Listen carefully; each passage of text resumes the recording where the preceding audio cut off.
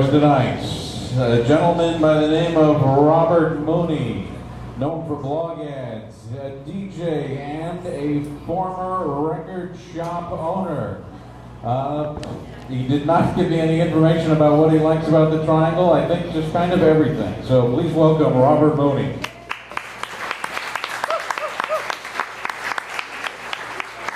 Thank you very much. You guys hear me? Oh yeah. Make some noise for everybody that went on tonight. I'm not a bad. I want to talk to you guys tonight about tobacco barns, painting tobacco barns, and the Medici effect. Has anybody here ever been to Cameron, North Carolina, or heard about the tobacco barns in Cameron, North Carolina? Thank you, all three of you. The rest of you, I'd like to tell you a great North Carolina story. I love North Carolina. When I first moved here, my only disappointment was it wasn't like the Dukes of Hazzard that I imagined. Besides that, my whole life I've really loved North Carolina. I did go through a little phase where I was kind of obsessed with New York, and I had some New York envy. But that was largely because I come from the hip-hop generation. And everything then, like the rap music, the culture, the sights and sounds, I was really obsessed with it, and I wanted to be a part of it. And my favorite artist is also from North Carolina. He was born in Raleigh, makes noise in Raleigh. Raised in Cameron, North Carolina, from a musical family. And he really wanted to emulate the sights and sounds of hip-hop. Unfortunately, there were no trains or concrete or anything around for him to work with. So he used to spray paint the barns, do graffiti on the barns in the area. He got pretty good at it. He went to School of the Arts in North Carolina, went to a summer art camp in South Carolina. And at this summer art camp, he actually met Shepard Fairey. Hopefully you guys are familiar with Shepard Fairey. The big giant for the Obama campaign poster. Shepard Fairey cites David Ellis as being the first person to ever expose him to graffiti and street art. Make some noise for that. North Carolina. So, I would be happy to hang my hat on that and just be like, that's great. But the big thing about this is a great example of the Medici effect. Has anybody read this book? That's awesome, because I haven't either. But the point of it is that there's a rich Italian family during the Renaissance. They sparked the Renaissance by inviting all these great artists to come to their hometown. And then, these artists bounced off of each other and cross-pollinated, and the Renaissance emerged from that. We're not rich in Italian, that's hard to identify, but we can identify with like having a summer art camp. That's something we can do. So, whenever I say Medici effect, just think of art camp. That's something we can handle.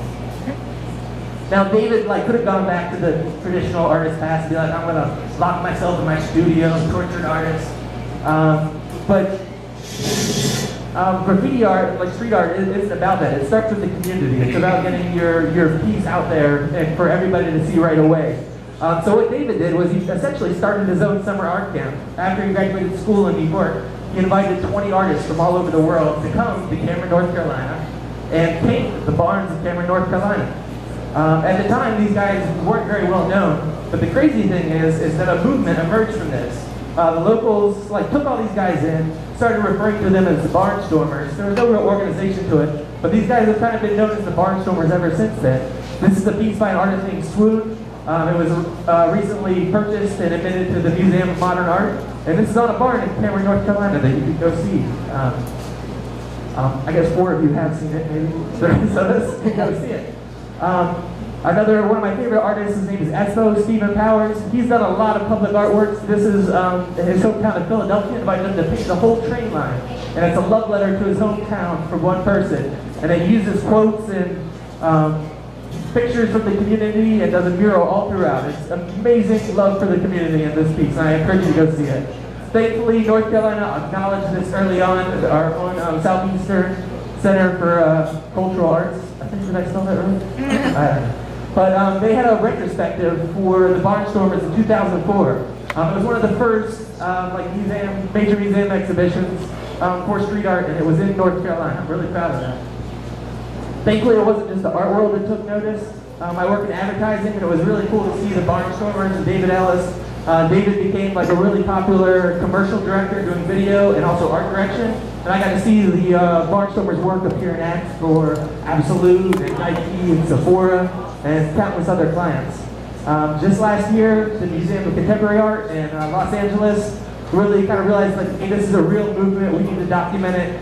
And they had the most popular exhibit they ever had. The Art in the Streets drew over 200,000 people and eclipsed the Warhol exhibit for attendance records that they had set. So the amazing part is that a lot of this emerged from North Carolina, and a renaissance kind of generated from North Carolina. And the question is, how can we do more of this? What can we do to have, if a street art movement could generate from here, what else can we do to encourage and have more renaissances and more movements from here? And the basic thing we got to do is you got to throw up a vacancy sign. We're open for business. Be receptive. The people of Cameron, North Carolina, welcome Japanese graffiti artists to come into their town and spray paint historic barns.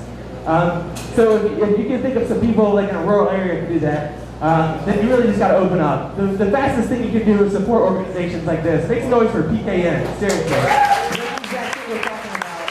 And get people from different backgrounds together.